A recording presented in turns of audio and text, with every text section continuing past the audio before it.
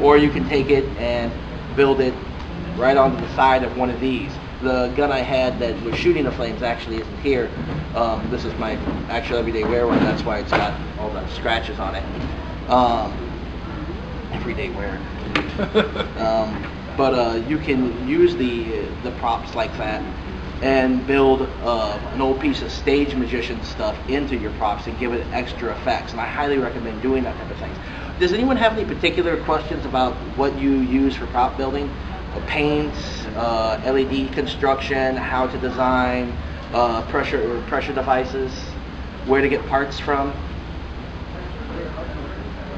I thought you might be a good thing to make over.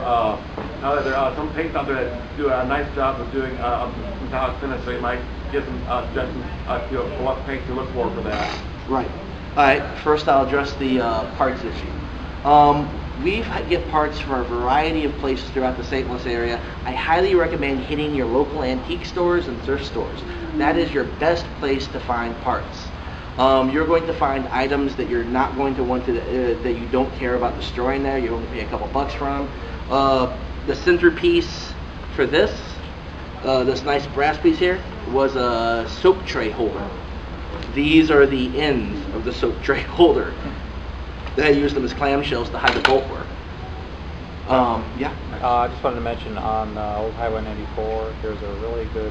Speak up. I'm sorry, on Old Highway 94. Okay, if anybody's here familiar with St. Charles, just take 70 to 94 exit. Yeah, if you go south on 94, about a couple miles on the right, or on the left actually, there's a really good consignment thrift store. There's about maybe 200 booths in there. Yeah, there's a lot of furniture, but there's also like old booths that are jewelry, and like I got all the bling for my steampunk outfit there. I got a watch, Bob watch there. It doesn't work, but it's right twice a day. I got cufflinks. I got a little brooch thing I wear on my neck, you know, like a closure thing, which is really cool. And it's actually a scarf holder, okay, but I use it like here, a little chest piece, or a crest piece. Anyway, and just you can get clothing there, you can get hats, you can get a lot of really vintage stuff, and really stuff that works real well with steampunk. Okay. So. Who has the shaker by the way? Martini shaker? Oh, it's gone. Long gone. You have I don't have it. No, I don't have it. I gave it to him. Did someone actually walk off with my shaker? You're kidding me, really? Got it right there. Here. To my shoe. Oops.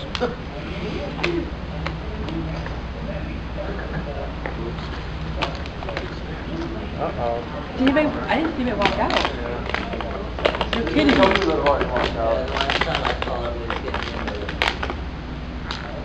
Where did you go after you guys? I actually yeah, we left Did it you all the way in the back. back? It was him. What are you looking for? The shaker? Does anyone know who took it? The martini shaker? No idea. That's what we're trying to track down. Well, that's... We're just Yeah, in there the was center. there was We're like just in four the center. people right over here that walked out like 20 minutes ago. What they look like. Oops. No more than that, they were looked like you were younger than me. Do you want to go grab security? Yeah. Can someone give me a security number? Someone. Yeah, well, that really sucks. Oh, nice. Look for anyone making martinis out there. Yeah.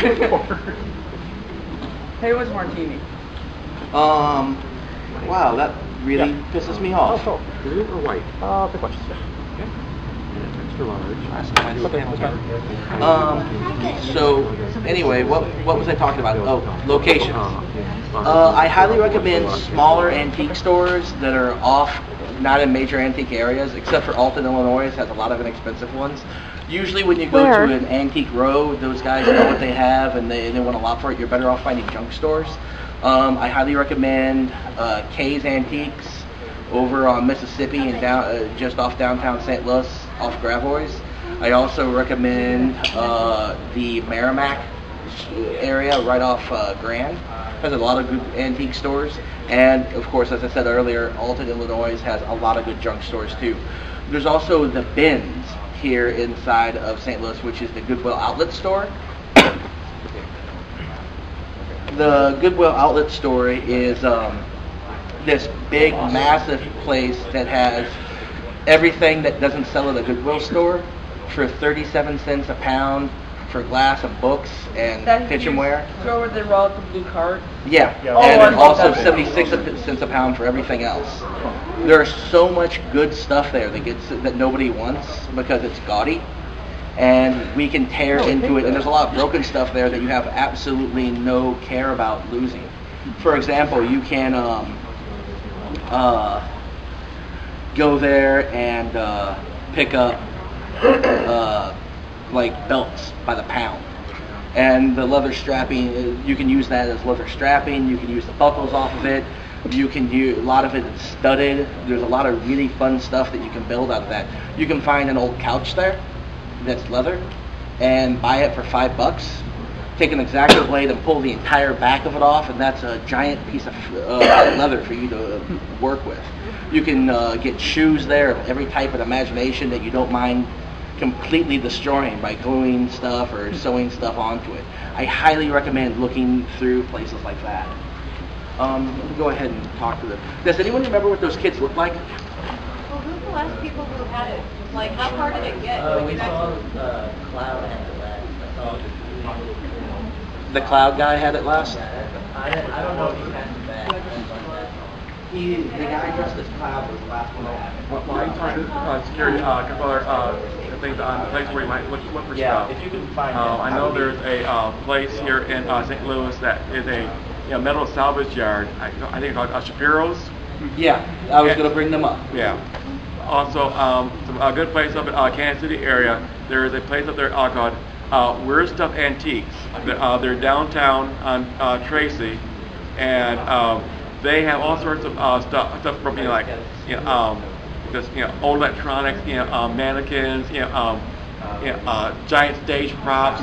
They do a motorcycle repair there, so they got motorcycle parts there. I got a motorcycle.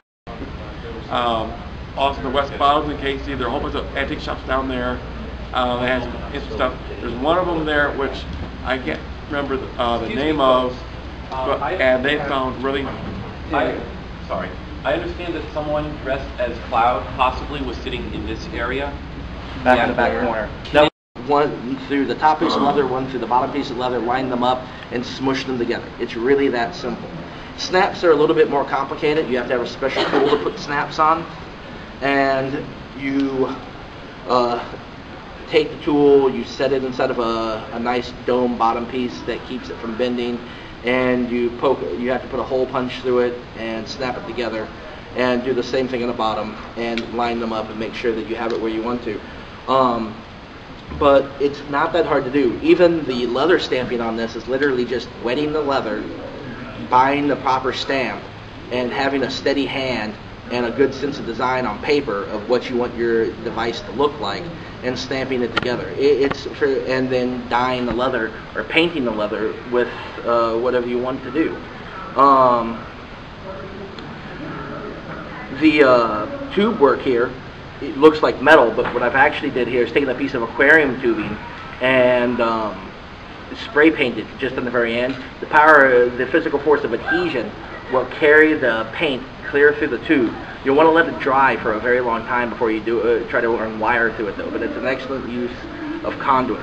You wanted to take a look at this, so yeah. The pump on the back